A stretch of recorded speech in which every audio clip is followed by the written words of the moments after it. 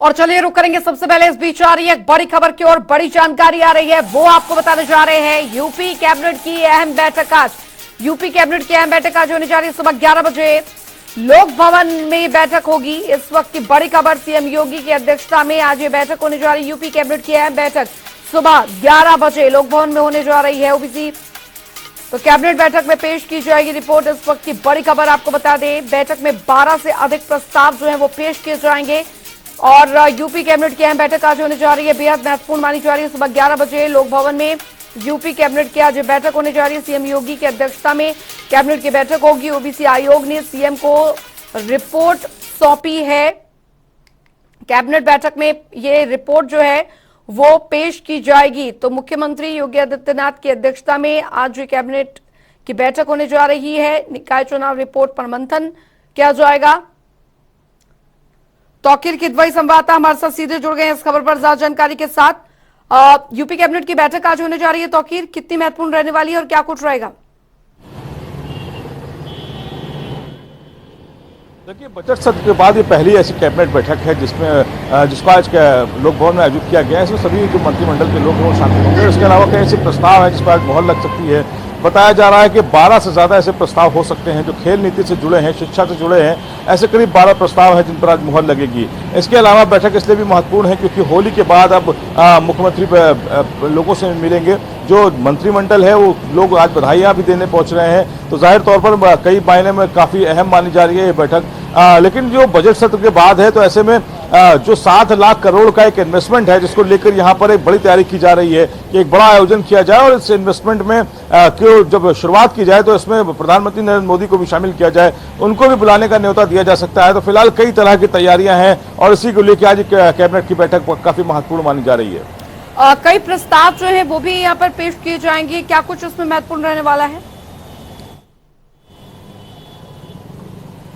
देखिए, खेल नीति से जुड़े हुए कुछ प्रस्ताव हैं और उसके अलावा शिक्षा जो काफी अहम है उसको लेकर कुछ प्रस्ताव हैं। और दूसरी बात है, जो क्राइम जिस तरह से यहाँ पर विपक्ष ने एक मुद्दा बनाया हुआ है उसको कैसे कंट्रोल किया जाए और कुछ अफसरों के तबादले को लेकर भी है। कुछ जिलों में जहाँ घटनाएं हुई हैं, खासकर अभी कुछ दिनों में जिस तरह से प्रयागराज हुआ, मैनपुरी में सरेआम गोली मारी गई और फिर इसके बाद उन्नाव में एक घटना हुई, तो कई तरह के जो वहां पर चर्चा होगी उसके ऊपर भी। और अगर तब्दीली की आवश्यकता होगी तो जाहिर तौर पर यहाँ के डीएम और कप्तान को भी बदला जा सकता है। अब देखना होगा कि इस तरह की कैबिनेट बैठक में जो मंत्रिमंडल है उनकी तरफ से क्या प्रस्ताव दिए जाते हैं। उनके जिलों में अगर कुछ कमी है ऐसी या किसी चीज को वहां पर पहुंचाना है, किसी योजना को पहुंचाना है, तो जाहिर तौर पर उसको लेकर भी चर्चा होगी। इसलिए जो है इस बैठक में ये माना जा रहा है कि शिक्षा और खेल के अलावा कुछ इंडस्ट्री से जुड़े हुए कुछ प्रस्ताव है जिनको आज पास किया जाएगा। तौकीर, क्योंकि सुप्रीम कोर्ट के आदेश पर ओबीसी की हिस्सेदारी निकाय चुनाव में तय करने को लेकर एक कमेटी का गठन भी किया गया था, उसने भी अपनी रिपोर्ट जो है समय से पहले मुख्यमंत्री को सौंप दी गई है। आज उस पर भी महत्वपूर्ण रहने वाला है इस कैबिनेट पर। जी बिल्कुल, देखिए कैबिनेट में उस प्रस्ताव को भी रखा जाएगा और उस पर भी चर्चा होगी क्योंकि जिस तरह से निकाय चुनाव समर्पित आयोग का गठन किया गया था, राम अवतार सिंह उसके अध्यक्ष बनाए गए थे और उन्होंने कोर्ट की रूलिंग के अनुसार ही पूरी एक रिपोर्ट तैयार की है और उस रिपोर्ट को कल शाम को सीएम योगी आदित्यनाथ को सौंप भी दिया। यानी कि निकाय चुनाव की जो तस्वीर है वो साफ होती नजर आ रही है। कहीं ना कहीं ये भी माना जा रहा है कि जल्द ही इसका ऐलान भी होगा और 4 से 5 दिन के अंदर चुनाव का ऐलान हो सकता है। यानी कि जिस तरह से अभी पहले जो प्रक्रिया है चुनाव की वो शुरू हो जाएगी।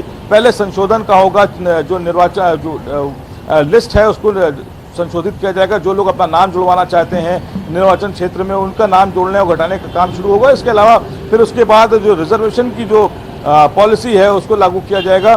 जो आरक्षण है उसके लिए तिथि होगी, उसमें आपत्तियां मांगी जाएंगी। यानी कि जो चुनाव का प्रोसेस है पूरा निकाय चुनाव को लेकर वो जल्द शुरू होता नजर आ रहा है। यानी कि अब उत्तर प्रदेश में निकाय चुनाव बहुत जल्द अपना रूप ले लेंगे। फिलहाल उसको लेकर भी आज चर्चा हो सकती है और वहां पर भी किस तरह से चुनाव कराए जाने हैं, लॉ एंड ऑर्डर को लेकर और कई ऐसे महत्वपूर्ण मुद्दे हैं जिनको लेकर चर्चा होगी। लेकिन ये माना जा रहा है निकाय चुनाव दरअसल नाक का चुनाव है, उसमें कभी पार्टी अपनी ताकत में झोंकेंगी तो उसको किस तरह संपन्न कराना है और उसके अलावा भारतीय जनता पार्टी की जीत कैसे सुनिश्चित हो इसको लेकर भी एक बैठक में आज मुद्दा बनेगा। और इसके अलावा सबसे बड़ी बात यह भी है कि समाजवादी पार्टी के जिस तरह से जो दावे किए जा रहे हैं, जिस तरह से क्राइम को लेकर मुद्दा बनाया जा रहा है, ऐसे में ये मुद्दे कितने हावी होंगे इस स्थानीय चुनाव में। इसको लेकर भी आज बैठक में चर्चा होनी है और किस तरह से विपक्ष को घेरा जाना है, कैसे मुद्दों को लेकर जनता के बीच जाना है, जो सेंट्रल की यानी कि जो केंद्र की योजनाएं हैं, जो राज्य की योजनाएं हैं, उनको आम जनता तक पहुंचाना है। क्योंकि सबसे बड़ी बात है कि सरकार इस बार पहली बार ऐसा नजर आ रहा है कि किसी भी अन्य मुद्दे को छोड़कर सिर्फ डबल इंजन की सरकार के मुद्दे को लेकर ही जनता के बीच जाना चाह रही है और इन्हीं पर चुनाव को जीतना भी चाह रही है। तो फिलहाल इस डबल इंजन के मुद्दे को लेकर जिस तरह से इन्वेस्टर समिट हुआ, फिर G20 का सम्मेलन हुआ, लाखों करोड़ों के इन्वेस्टमेंट के दावे किए गए, इन्हीं मुद्दों को लेकर जनता के बीच जाना है। और निकाय चुनाव हो या फिर 2024 का लोकसभा चुनाव, तैयारी लगभग एक जैसी है। और जो भारतीय जनता पार्टी का जो मिशन है कि डबल इंजन के सरकार के मुद्दों को बना के ही चुनाव जीतना है, तो ऐसे में इस तरह की बैठकें काफी महत्वपूर्ण मानी जाती हैं, क्योंकि यहाँ पर कई तरह के निर्णय लिए जाएंगे, कई तरह के मुद्दों को समझा जाएगा कि पश्चिम की क्या राजनीति है, उत्तर की क्या राजनीति है और खासकर जो मध्य है उसकी क्या राजनीति है। तो कहीं न कहीं ये बैठक में आज तो फिलहाल ये बताया जा रहा है कि 12 ऐसे प्रस्ताव है जिनको लेकर बैठक होनी है, लेकिन जाहिर तौर पर मुद्दे जरूर छिड़ेंगे, चर्चा जरूर होगी। बने रहिए तौकीर आप हमारे साथ। तो ये महत्वपूर्ण जानकारी हमारे संवाददाता दे रहे थे। यूपी कैबिनेट की आज बैठक मुख्यमंत्री योगी आदित्यनाथ की अध्यक्षता में आज होने जा रही है।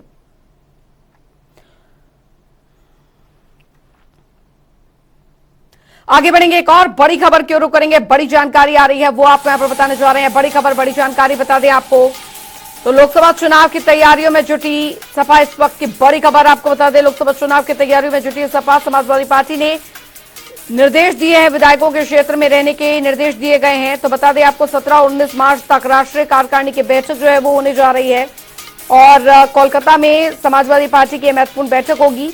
तो बैठक के बाद अखिलेश जिलेवार दौरे जो है वो शुरू कर देंगे। लोकसभा चुनाव की तैयारियों में सपा ने पूरी जान जो है वो झोंक दी है, पूरी ताकत झोंक दी है। विधायकों को निर्देश दे दिए गए हैं कि विधायकों से अपने क्षेत्रों में रहने के निर्देश दिए गए हैं।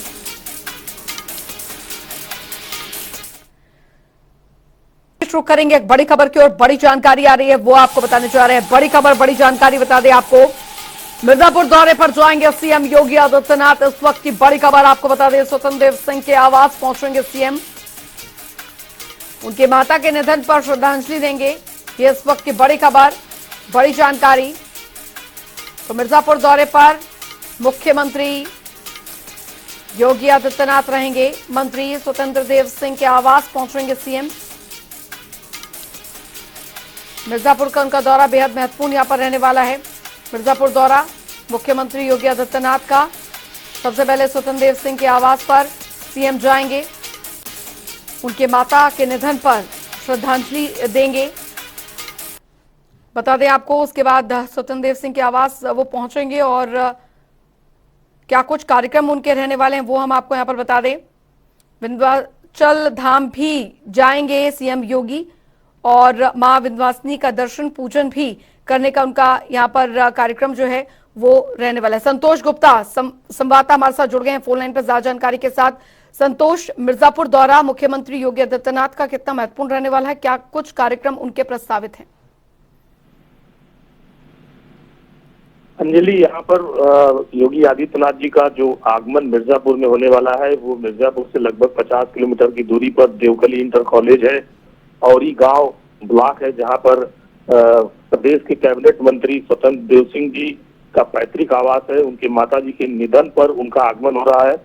वो 2:15 बजे यहाँ पर देवकली इंटर कॉलेज मिर्जापुर में उतरेंगे जमालपुर में, फिर वहां से बाई रोड उनके आवास पर जाएंगे, उनकी माताजी के निधन पर शोक संवेदना व्यक्त करेंगे। उसके बाद पुनः जो है वहीं जमालपुर से मिर्जापुर पुलिस ग्राउंड में उनकी हेलीकॉप्टर उतरेगी 3 बजे।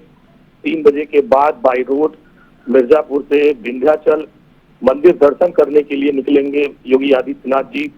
2:15 पर विंध्याचल मंदिर पहुंचेंगे और 3:15 पर विंध्याचल मंदिर पहुंचेंगे, माता का दर्शन करेंगे।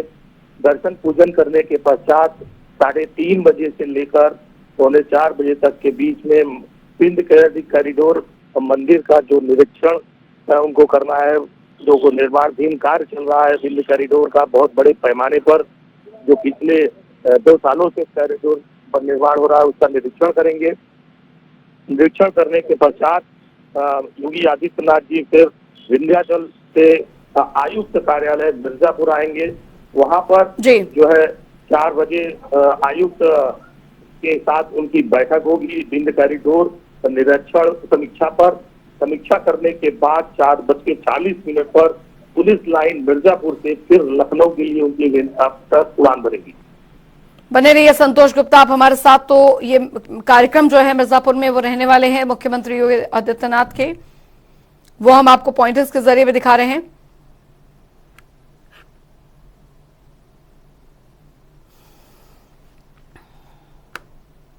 आगे बढ़ेंगे, एक और बड़ी खबर की ओर रुख करेंगे। बड़ी जानकारी आ रही है वो आपको यहां पर बताने जा रहे हैं। बड़ी खबर, भूपेंद्र चौधरी का मिर्जापुर दौरा आज। जी हां, भूपेंद्र चौधरी का मिर्जापुर दौरा रहने वाला है आज, बेहद महत्वपूर्ण। तो भाजपा जिला कार्यालय में बैठक भी लेंगे आज, ये इस वक्त की बड़ी खबर। संगठनात्मक बैठक में मार्गदर्शन करेंगे भूपेंद्र चौधरी का मिर्जापुर दौरा आज।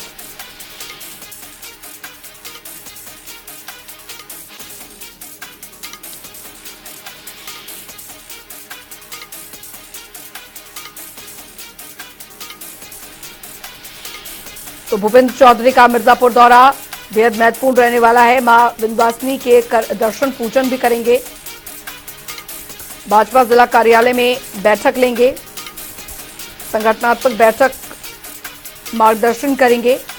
भूपेंद्र चौधरी का मिर्जापुर दौरा बेहद महत्वपूर्ण रहने वाला है। तो इस वक्त की बड़ी खबर।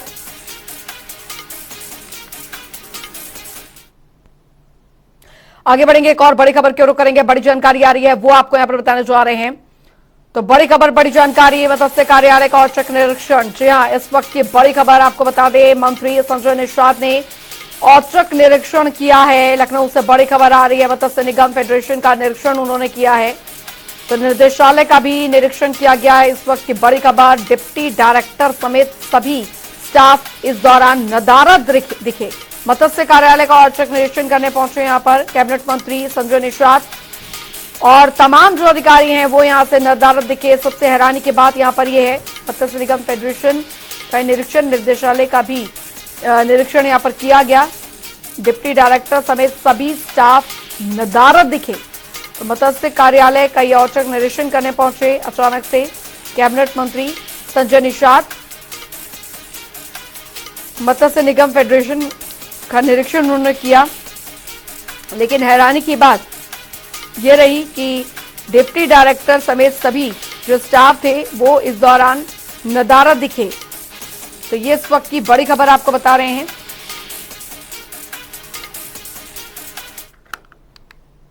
आगे बढ़ेंगे, एक और बड़ी खबर की ओर रुख करेंगे। बड़ी जानकारी आ रही है वो आपको बताने जा रहे हैं। तो बड़ी खबर, बड़ी जानकारी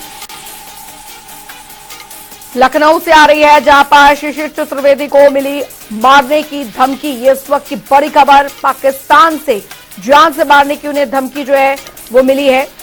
तो राम जन्मभूमि मामले में सुप्रीम कोर्ट में पैरोकार हैं, ज्ञानव्यापी मथुरा मंदिर मामले में पक्षकार हैं, टीले वाली मस्जिद के भी पक्षकार हैं। तो शिशिर चतुर्वेदी को मारने की धमकी जो है वो मिली है, पाकिस्तान से उन्हें जान से मारने की धमकी मिली है। लखनऊ से बड़ी खबर, अखिल भारत हिंदू महासभा के नेता हैं, राम जन्मभूमि मामले में सुप्रीम कोर्ट में पैरोकार भी हैं, ज्ञानव्यापी और मथुरा मंदिर मामले में पक्षकार हैं, टीले वाले मस्जिद के भी पक्षकार हैं। ये बड़ी खबर आपको बता रहे हैं, लखनऊ से शिशिर चतुर्वेदी को जान से मारने की धमकी मिली है। आगे बढ़ेंगे, एक और बड़ी खबर की ओर रुख करेंगे। बड़ी जानकारी आ रही है वो आपको यहां पर बताने जा रहे हैं। तो बड़ी खबर, बड़ी जानकारी आपको बता दें, दिल्ली दौरे पर सीएम धामी। इस वक्त की बड़ी खबर, दिल्ली दौरा, उत्तराखंड के मुख्यमंत्री का एनडीएमए की बैठक में शामिल होंगे। उत्तराखंड के मुख्यमंत्री जोशीमठ आपदा को लेकर एनडीएमए की बैठक जो है वो होने वाली है। केंद्रीय ऊर्जा मंत्री से भी सीएम धामी मिलेंगे। तो दिल्ली दौरा सीएम धामी का बेहद महत्वपूर्ण रहने वाला है। बड़ी खबर, एनडीएमए की बैठक में शामिल होंगे मुख्यमंत्री पुष्कर सिंह धामी। अजीत कंबोज संवाददाता हमारे साथ सीधे जुड़ गए हैं ज्यादा जानकारी के साथ। अजीत, उत्तराखंड के मुख्यमंत्री पुष्कर सिंह धामी दिल्ली दौरे पर, कितना महत्वपूर्ण उनका ये दौरा रहने वाला है? बिल्कुल अंजलि, अगर उत्तराखंड प्रदेश के लिहाज से बात की जाए तो एनडीएमए की जो आज बैठक होने जा रही है काफी महत्वपूर्ण हो जाती है और जोशीमठ आपदा इसमें सीधे तौर पर फोकस होने वाला है। वहीं मुख्यमंत्री पुष्कर सिंह धामी की अगर बात की जाए तो देर रात को ही मुख्यमंत्री दिल्ली पहुंच चुके हैं और दिल्ली दौरे के दौरान वो एनडीएमए की बैठक में शामिल होंगे, जहां प्रदेश के जो तमाम मुद्दे हैं उसमें प्रमुख जो मुद्दा है वो जोशीमठ आपदा से जुड़ा हुआ है।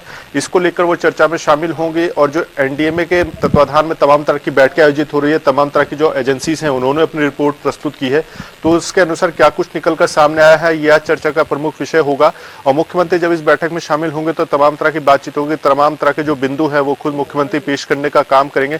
उत्तराखंड प्रदेश की क्या कुछ डिमांड है जोशीमठ आपदा से जुड़ी हुई, इसको लेकर भी सामने एक प्रस्ताव जो है प्रपोजल वो तैयार किया गया है, जिसमें लगभग 2000 करोड़ की डिमांड उत्तराखंड प्रदेश की तरफ से की जा रही है, जो सूत्र जानकारी दे रहे हैं।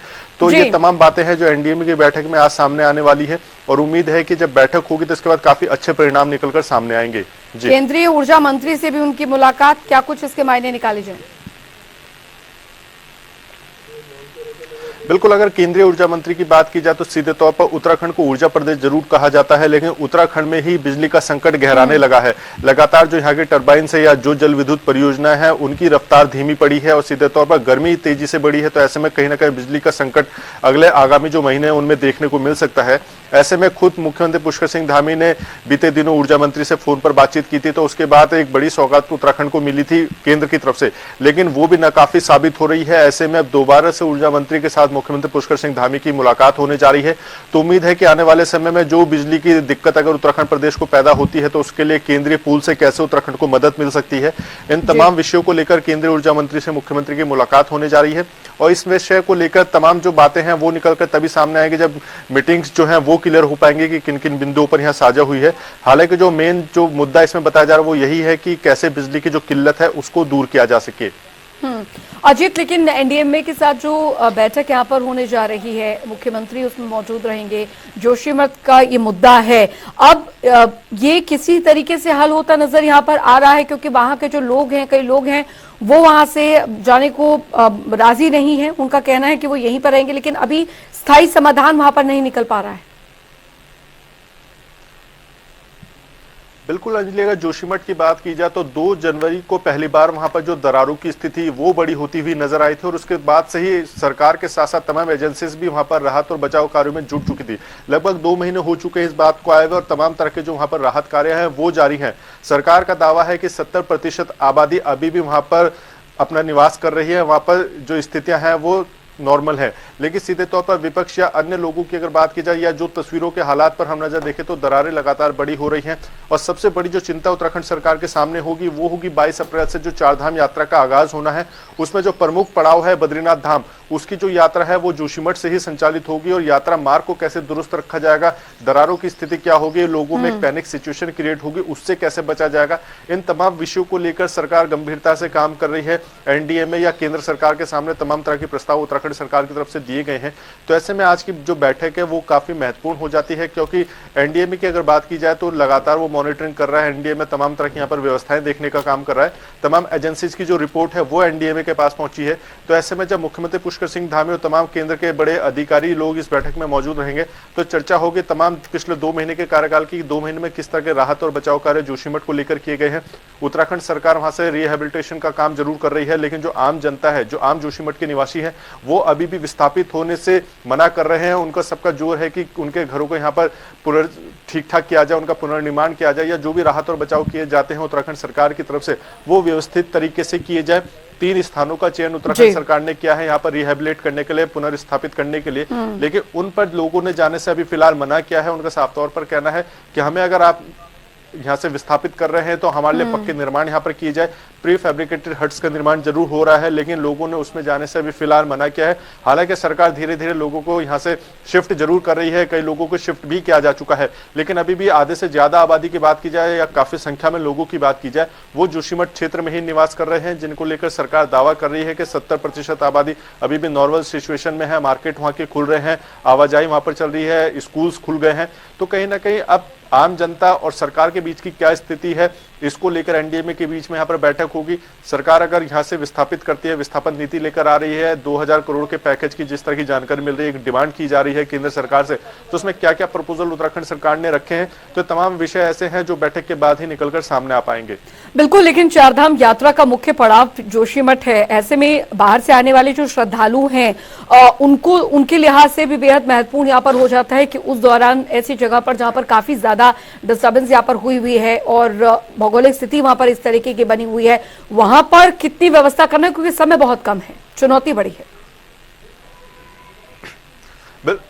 बिल्कुल अंजलि, आपने ठीक कहा, समय बेहद ही कम बचा है। इसी को लेकर लगातार यहाँ पर मॉनिटरिंग हो रही है और सीधे तौर पर 22 अप्रैल से जब यात्रा का आगाज होगा तो उससे पहले ही यहाँ पर सिचुएशन क्रिटिकल हो सकती है, क्योंकि अभी के जो हम ताजा आंकड़ों पर अगर नजर डाली जाए, जो रजिस्ट्रेशन अभी से खोले हैं पर्यटन विभाग की तरफ से, वो संख्या 1.5 लाख से ज्यादा हो चुकी है। तो 1.5 लाख यात्री अभी तक केवल बद्रीनाथ और केदारनाथ धाम के लिए रजिस्टर्ड करा चुके हैं अपने को। तो साफ समझा जा सकता है जब यात्रा पूरे समाप्त पर होगी 22 अप्रैल से, जब चारों धामों के कपाट खुलने शुरू हो जाएंगे, तो उसके बाद यात्रा कितनी संख्या में यहाँ पर यात्रियों की आवाजाही होगी। अगर जोशीमठ क्षेत्र की बात की जाए तो बद्रीनाथ धाम को केवल एकमात्र जो रास्ता है वो जोशीमठ शहर के बीचों बीच से जाता है। हालांकि सरकार ने दावा किया है कि वहां पर बीआरओ, पीडब्ल्यूडी, तमाम जो संबंधित एजेंसीज है उनके कैंप ऑफिस वहां पर खोल दिए गए हैं, किसी को भी इंतजार नहीं करना होगा। अगर सड़क पर कहीं पर कोई गड्ढा, दरार नजर आती है तो उसका तत्काल उपचार किया जाएगा। उसके लिए किसी को भी फोन कॉल या अप्रूवल लेने की जरूरत नहीं होगी, तत्काल वहां पर राहत और बचाव कार्य शुरू किए जाएंगे। लेकिन कितनी ज्यादा संख्या में यहाँ पर गाड़ियां आएंगी, कितनी ज्यादा संख्या में यात्री आएंगे, लोड कितना होगा जोशीमठ के ऊपर, क्योंकि अभी की जो ताजा स्थिति है लगातार जोशीमठ धंस रहा है, तमाम एजेंसी इस बात को प्रूव कर चुकी है। लेकिन अब सरकार जब यात्रा शुरू करेगी, यात्रा का संचालन होगा, तो वो किस तरीके से होगा, किस लिहाज से होगा, कैसे यहाँ पर आप यात्रियों की सुरक्षा की यहाँ पर पुष्टि कर सकते हैं, कैसे आप यहाँ पर यात्रियों की जो गाड़ियां होंगी उनकी आवाजाही लिमिट फिक्स करेंगे, क्या कानवाई के माध्यम से यहाँ पर गाड़ियों को निकाला जाएगा या एक एक करके यहाँ से गाड़ियों को दिया जाएगा। तो तमाम ऐसी चीजें हैं जिसको लेकर सरकार तैयारी कर रही है। चलिए, बहुत बहुत शुक्रिया अजीत कंबोज इस तमाम जानकारी के लिए।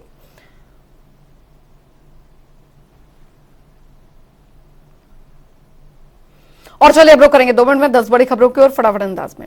अलीगढ़ में जेके अपार्टमेंट पे आरएसएस के कार्यकर्ता पर जानलेवा हमला, 6 पुरुष और 4 महिलाओं ने किया हमला।